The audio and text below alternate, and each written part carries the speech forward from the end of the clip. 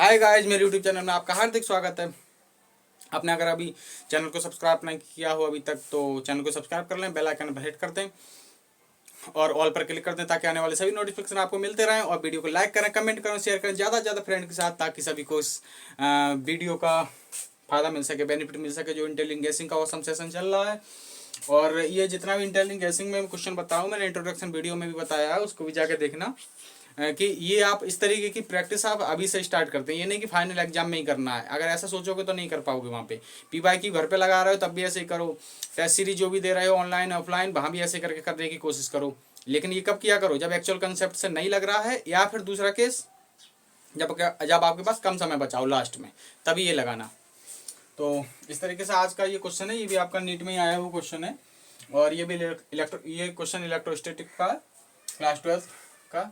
तो क्वेश्चन में बोल रहा है कि ये पार्टिकल ऑफ मास m, एक पार्टिकल है, इसका मास m है, द्रव्यमान m है, एंड चार्ज q, और उसका आवेश क्या q है। इस प्लेस्ड रखा हुआ है एट रेस्ट, रेस्ट पर रखा हुआ है, मतलब वो चल नहीं रहा है। इन अ यूनिफॉर्म इलेक्ट्रिक फील्ड, एक यूनिफॉर्म इलेक्ट्रिक फील्ड में रखा हुआ E, जिसकी वैल्यू E है। एंड देन कह रहा है रिलीज कर दिया गया, तब बोल रहा कि दी काइनेटिक एनर्जी, मतलब छोड़ दिया गया, तब कह रहा दी kinetic energy attend by the particle. चूंकि छोड़ दिया गया तो वो गति में आ जाएगा, मोशन में आ जाएगा, तो मोशन में आ गया तो काइनेटिक एनर्जी उसके पास आ गई। तो भाई पूछ रहा है कि वो काइनेटिक एनर्जी क्या होगी after moving A distance by, जब वो स्मॉल बाई डिस्टेंस चल लेगा तो उसकी काइनेटिक एनर्जी क्या होगी। तो देखो सिंपली इसमें क्या है, कॉम्बिनेशन है किसका, इसमें वन डायमेंशनल का, बंडी का है, काइनेमेटिक्स का। न्यूटन्स की थर्ड इक्वेशन लगेगी, v square equal to u square plus 2as। इस एक्चुअल मेथड में बता दे रहा हूँ वैसे वैसे मेरा मोटो तो इंटेलिजेंट गैसिंग से करना है।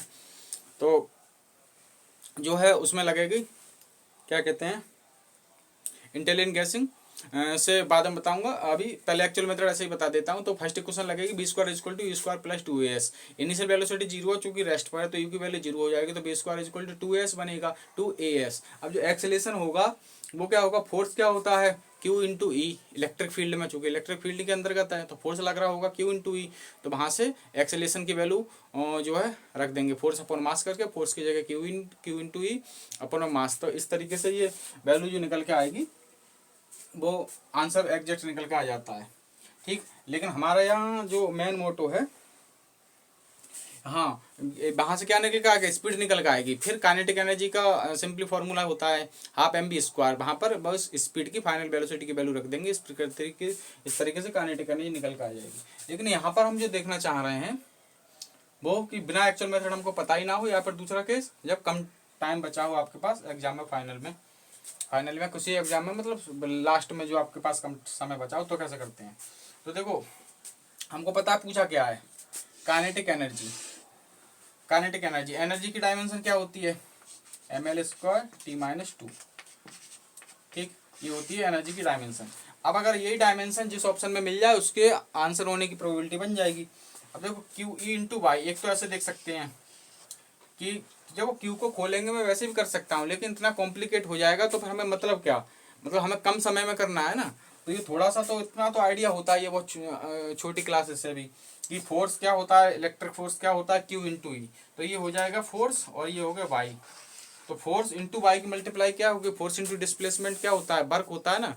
तो हम जानते हैं कि वर्क की और एनर्जी की डायमेंशन सेम होती है। अब डायमेंशन का तो नॉलेज होना जरूरी कम से कम होना ही चाहिए ना, क्योंकि इसी के एक्चुअल कंसेप्ट ही तो नहीं पता, लेकिन डायमेंशन का तो पता होना चाहिए जब डायमेंशन से कर रहे हैं। तो एफ इंटू वाई क्या हो जाएगा कि इसके प्रोबेबिलिटी है, क्योंकि वर्क और एनर्जी की डायमेंशन सेम होती है, तो इस ए आंसर की होने की प्रोबेबिलिटी है, मतलब थोड़ी सी है। अब देखते हैं बाकी का।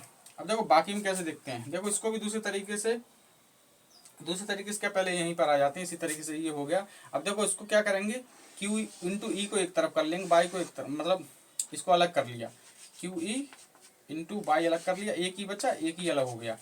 अब जो क्यू ई इंटू वाई है, ये तो क्या है, ये तो भाई एनर्जी की डायमेंशन आएगी, क्योंकि हम पहले देख चुके हैं। ई ये एक्स्ट्रा बच गया, इसका मतलब क्या है, यहाँ तो एक्स्ट्रा बच रहा है ना, तो इसका मतलब ये काइनेटिक एनर्जी का एक्सप्रेशन नहीं हो सकता। अगला देखा क्यू इंटू वाई स्क्वायर, यहाँ भी हमने ऐसे किया, क्यू इंटू वाई अलग कर लिया। अब यहाँ एक्स्ट्रा क्या बच गया, बाई। अब चूंकि एनर्जी का अलावा बाई बच रहा है, इसका मतलब ये भी काइनेटिक एनर्जी का डायमेंशन नहीं बनेगा। यहाँ भी ऐसे कर लिया, Q into E into by, यहाँ क्या एक्स्ट्रा बच रहा है, क्यू। क्योंकि 2 क्यू थे ना, क्यू का स्क्वायर। तो यहाँ एक्स्ट्रा क्या बच रहा क्यू, तो यहाँ भी एनर्जी के डायमेंशन के एक्स्ट्रा क्या बच रहा क्यू, तो ये भी नहीं हो सकता। अरे ये क्या हुआ, ये तो 3 ऑप्शन एलिमेंट हो गए, ये भी हो गया, ये भी हो गया, ये भी हो गया। आपका 50% प्रोबेबिलिटी नहीं, 100% आंसर ही आपका प्लस, मतलब आपका +4 मार्क्स बन गया। कितने ज्यादा मजे की बात है, 3 ऑप्शन एलिमिनेट हो गए आपका, पक्का बिल्कुल कंफर्म। इतना तो एक्चुअल मेथड से भी एक बार को आपका कैलकुलेशन में गलती हो जाती तो गड़बड़ रहने के चांस रहते हैं, लेकिन ये जो होता है ये क्रॉस चेक मेथड भी एक तरीके से कहा जाता है, क्रॉस चेक मेथड भी कह सकते हैं इसको। तो ये तो क्रॉस चेक भी हो गया आपका, बिल्कुल 100% आपका आंसर पूरी तरीके से क्या है, फर्स्ट और यही आंसर दिया भी है। ठीक है, तो यही सब होता है कि इंटेलिजेंट गैसिंग मतलब स्मार्ट मेथड से हम कैसे क्वेश्चन को करें। तो बाकी वीडियो को लाइक करें, शेयर करें, कमेंट करें और ज़्यादा से ज़्यादा फ्रेंड के साथ शेयर करें ताकि इस ऑसम सेशन का फ़ायदा, गजब सेशन का फ़ायदा सबको मिल सके। वीडियो देखने के लिए बहुत बहुत धन्यवाद।